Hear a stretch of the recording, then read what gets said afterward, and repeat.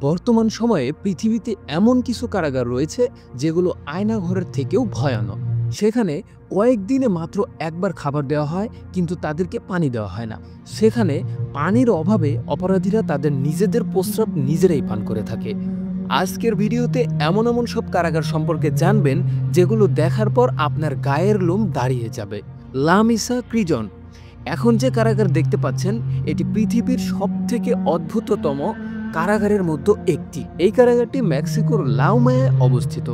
এমনটা বলা হয় এই কারাগারের মধ্যে লাখো বন্দীকে আটকে রাখা হয়েছে, যার মধ্যে রয়েছে চোর, ডাকাত, খুনি, মেয়ে পাচারকারী ইত্যাদি। এই কারাগারে যে সকল কয়েদিরা রয়েছে তারা সব ধরনের অন্যায়ের সাথে লিপ্ত রয়েছে। যদি এই কারাগারের ভেতরের শাস্তির কথা বলা হয় তাহলে এখানকার শাস্তি সম্পর্কে শোনার পর রীতিমতো আপনি ভয় পেয়ে যাবেন। এই কারাগারের এক একটি ঘর 12 থেকে 13 ফুটের মতো হয়ে থাকে, আর একটি রুমের মধ্যে 10 থেকে 12 জন করে বন্দি রাখা হয়। সবথেকে ডিসগাস্টিং ব্যাপার হচ্ছে প্রত্যেকটি রুমের মধ্যে ছোট্ট একটি বাক্সের মতো তৈরি করা আছে, যেখানে কয়েদিদেরকে টয়লেট করতে হয়। এর মধ্যে ছোট্ট একটি নল রাখা রয়েছে, যেখানে আবার দিনে একবার মাত্র পানি আসে। এখানকার কয়েদিদের ঘরের মধ্যে এতটা পরিমাণ ইনফেকশন যে তারা বারবার অসুস্থতার শিকার হয়। তবে এই কারাগারের মধ্যে একটিও সিলিং ফ্যান লাগানো নেই।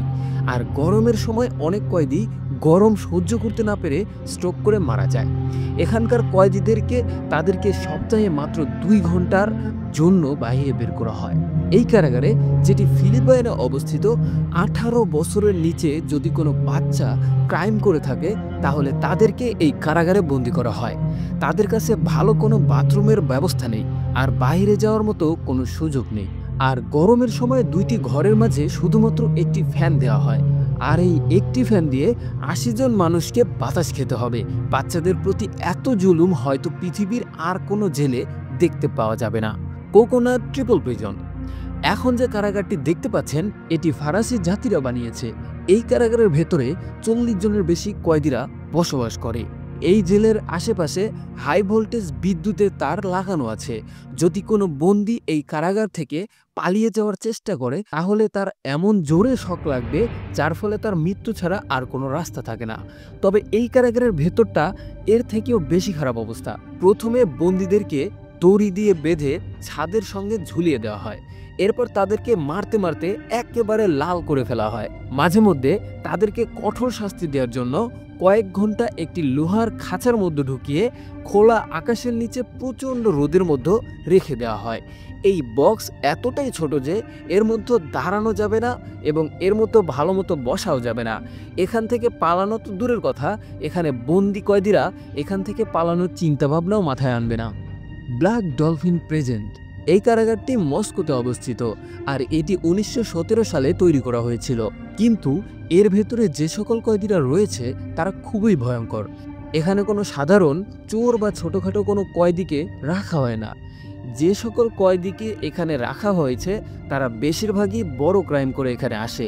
এই জেলের মধ্যে এমন রেকর্ড রয়েছে যে একটা ঘরের মধ্যে প্রায় 100 জন কয়েদিকে জোর করে আটকে রাখা হয়, যদিও সেই ঘরটি 10 জন অপরাধীর জন্য তৈরি করা হয়েছে।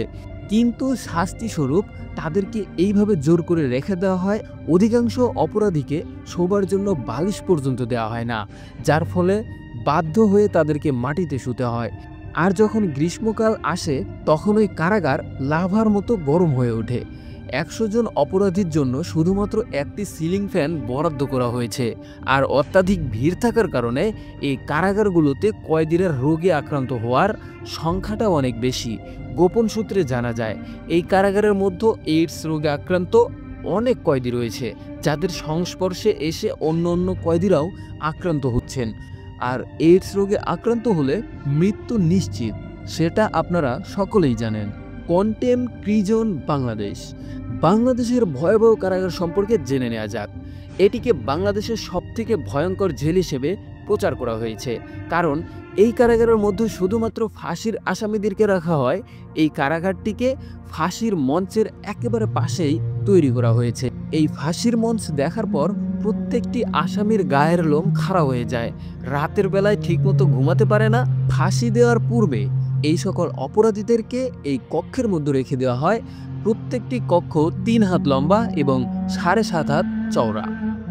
চারপাশে বৌদ্ধ দেয়াল আর একটি ছোট্ট ভেন্টিলেশন সিস্টেম রয়েছে। আসামিদের মেঝেতে শুয়ে থাকতে হয়, আর শীতের সময় আসামিদের সবথেকে বেশি কষ্ট ভোগ করতে হয়। নিশ্চিত মৃত্যু জেনে এই অন্ধকার রুমে যে সকল কয়েদিদেরকে রেখে দেওয়া হয়, শুধুমাত্র তারাই বলতে পারবে এখানকার কষ্ট কতটা যন্ত্রণাদায়ক। এছাড়াও বাংলাদেশের আরেকটি ভয়ঙ্কর কারাগার ছিল আয়নাঘর, যেটা হাসিনা সরকার পালিয়ে যাওয়ার পর জনসম্মুখে উন্মোচন হয়। এগুলোই ছিল পৃথিবীর সবথেকে ভয়ঙ্কর কারাগার। ভিডিওটি সম্পর্কে আপনার মতামত থাকলে অবশ্যই জানাবেন, আর ভালো লাগলে অবশ্যই লাইক, কমেন্ট অ্যান্ড শেয়ার করে পাশে থাকবেন। ধন্যবাদ।